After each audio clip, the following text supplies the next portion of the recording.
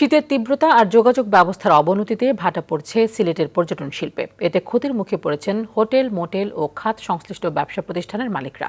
তাদের অভিযোগ, একদিকে শীত, অন্যদিকে ভাঙাচোরা যোগাযোগ ব্যবস্থায় বিরূপ প্রভাব পড়েছে পর্যটন খাতে। সিলেট জেলা সংবাদদাতার পাঠানো তথ্যচিত্রে আরও জানাচ্ছেন সুলেমান কবির।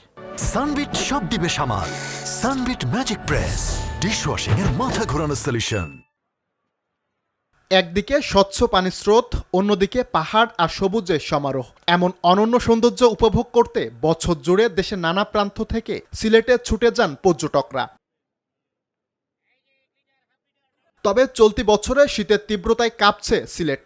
প্রতিদিনই সর্বনিম্ন তাপমাত্রা রেকর্ড করা হচ্ছে 7 থেকে 10 ডিগ্রি সেলসিয়াসের ঘরে। সঙ্গে যোগ হয়েছে ভাঙাচোরা মহাসড়ক, রেলের টিকিট সংকট সহ যোগাযোগ ব্যবস্থার অবনতি। এতে ভ্রমণের তালিকা থেকে সিলেটকে বাদ দিচ্ছেন পর্যটন প্রেমীরা, যার প্রভাব পড়ছে হোটেল, মোটেল সহ পর্যটনকে কেন্দ্র করে গড়ে ওঠা বেশিরভাগ ব্যবসা প্রতিষ্ঠানে। আমরা সিলেটেও পর্যটন শিল্পের মারাত্মক অবনতি করছে।